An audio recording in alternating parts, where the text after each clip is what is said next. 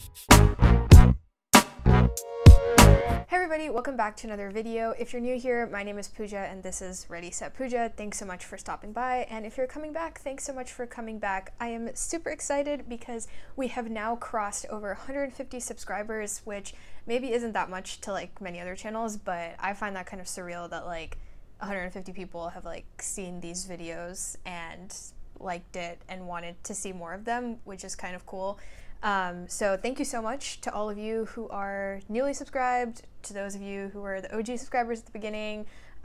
This is super cool and I'm super excited to keep making fun videos for you all. So today's video is actually going to be a book haul. I have a package here. Let me take a thumbnail picture. Give me one sec.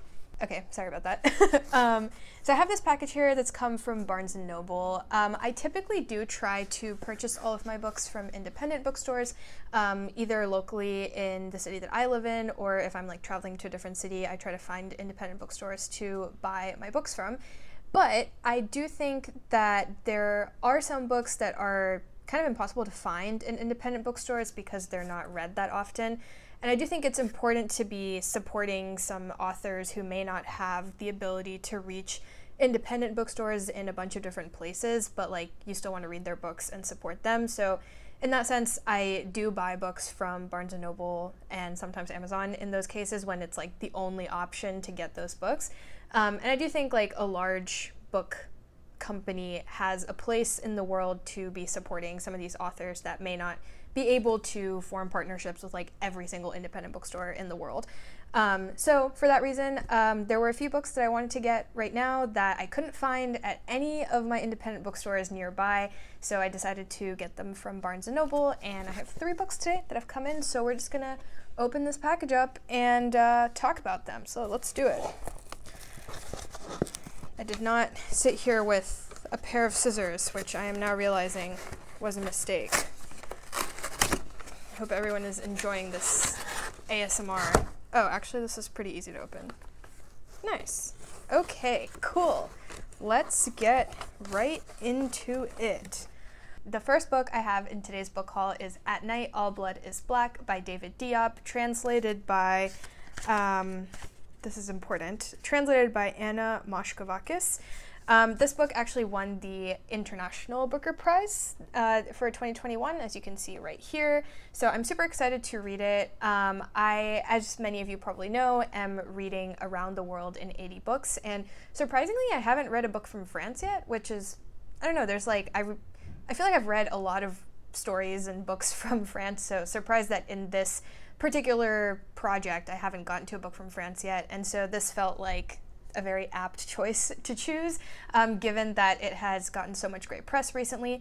I don't know too much about the exact story, but I know that it takes place around the time of World War I and talks about Senegalese people who fought for France during World War I, and actually revolves around the story of one man who is kind of descending into madness and his mental journey and story.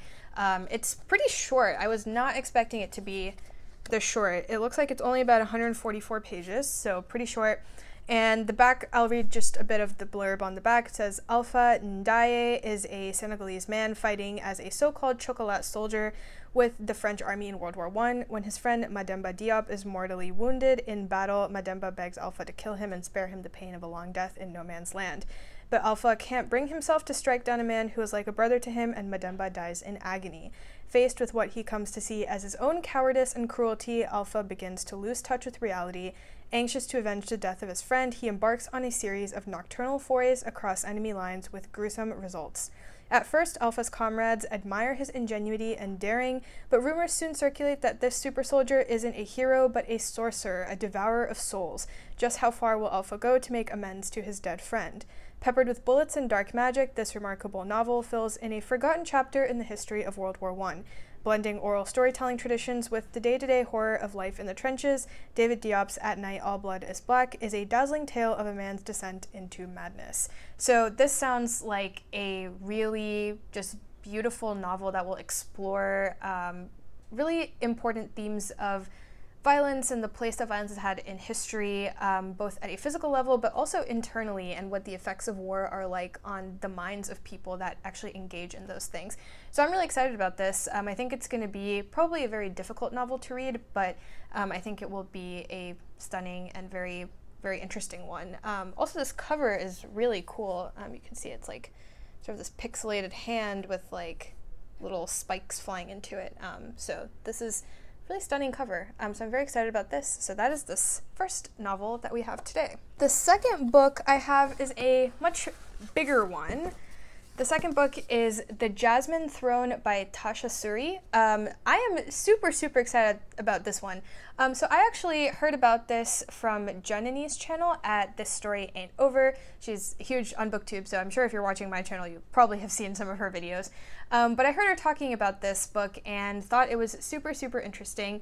So this is actually a fantasy that takes place in an Indian-inspired world and tells a story of a princess who has been exiled because her brother has like taken over the kingdom, and there's also this like maid who is actually this priestess who has like secret connections to this like sacred ancient temple. And it's actually their story, and this is actually a sapphic romance that takes place in this Indian-inspired fantasy world. So it's super, when I heard that description, I was like, oh, this sounds really interesting and like very unique, so I'm very excited to read it because I haven't really read that many like Indian-inspired fantasy stories, and being from an Indian background, that just is really awesome to see that kind of representation. But also you don't really hear about that many stories that consider like queer South Asian characters, so I'm very excited to have a story that showcases that and showcases people of that background, and it feels like very unique and sounds like a really interesting story in and of itself. So I'm super excited for it. It is a big one, and so it's probably gonna take me a while to finish it, but I am very much looking forward to this. And Tasha Suri actually has another series as well that I think also takes place in an Indian-inspired fantasy world. I believe that is I forget the name of the series, but it's a Mughal-inspired fantasy world. So if I like this one, I'm excited to check out that one too. And I see here that S.A. Chakraborty, who I loved her series, so I am super excited because it looks like she really enjoyed it. And she says, a fiercely and unapologetically feminist tale of endurance and revolution set against a gorgeous, unique, magical world. Sounds amazing. I'm excited. Let's get into it. It looks like it's the first book in a trilogy that is going to come out. So I will have to finish this, and then hopefully the next ones will come out pretty soon, because I hate when you have to like wait too long for books to come out in a trilogy. So I am looking forward to this, and you will probably see this in a wrap-up video pretty soon. And then the final book that I have in this book haul is The Blue Sky by Galvan Tschinag. I hope I pronounced that correctly. So this actually, again, for my Around the World in 80 Books challenge, I was looking for books that came from countries that I wouldn't have normally tried to like read books from, and one country that immediately popped to mind was Mongolia. I was like, I don't think I've ever read a book by a Mongolian author. Let me just see what's out there. So I started looking it up, and it was actually kind of hard to find a book by a Mongolian author that I could access. Many things that I was looking up, just a bunch of times, like I was looking this up on Google, and all I was finding was like Mongolian travel field guides and stuff like that. And I was like, this is not what I'm looking for. I want like a novel or something that is like a gripping story of some kind. And I stumbled across Galvan Tschinag, who I believe lives in Germany. So this book was actually written originally in German, and it's translated into the English by Katharina Raut. I hope I pronounced that correctly too. I don't know too much about this story, but I think it's a novel that is mirrored off of his own experiences as a Mongolian person dealing with the influences of modern life and reality. So I'll read the back, and it says, in the high Altai Mountains of northern Mongolia, the nomadic Tuvan people's ancient way of life collides with the pervasive influence of modernity as seen through the eyes of Deshru Kua, a young shepherd boy. This confrontation comes in stages. First, his older siblings leave the family yurt to attend a distant boarding school. Then the boy's grandmother dies, and with her the boy's connection to the tribes. But perhaps the greatest tragedy strikes when his dog, Arsilang, all that was left to me, ingest poison set out by the boy's father to protect his herd from the wolves. Why is it so? Deshirkua cries out in despair to the heavenly blue sky, only to be answered by the silence of the wind. Rooted in the oral traditions of the Tuvan people and their epics, the blue sky weaves the timeless story of a boy poised on the cusp of manhood with the tale of a people's vanishing way of life, which sounds like a fascinating story. So I'm very much looking forward to getting into this, and I know Tschinag also has some other books that have that were originally written in German but have been translated to the English. So if I really enjoy this, I think I might check those out as well. So again, this is a great example of the type of book that, like, I couldn't truly find any independent bookstore near me that carried anything written by Tschinag, who I'm assuming is probably a pretty well-known author in Germany, but not in the US. And so it was really hard to actually find this book.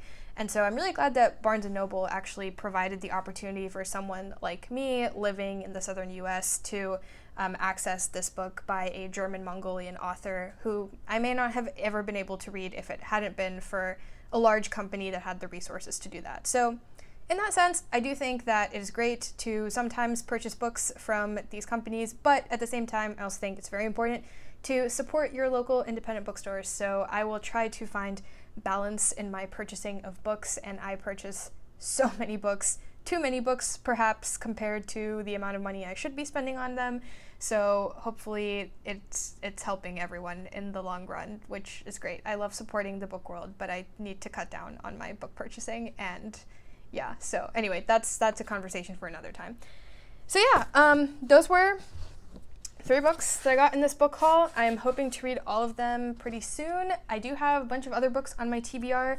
As you can see, A Little Life is sitting here waiting for me to read it, so that's going to be coming soon. I think I'm going to do a reading vlog of that. I've seen a lot of those on BookTube, and it looks like people just enjoy watching other people read this extremely sad book and cry about it. So maybe I'll do one of those too, because it sounds like that's something people like to watch. I don't know. We'll see. So yeah, that might be coming, so keep an eye out. Have some more videos planning to be rolled out soon, so I'm excited. I hope you're excited.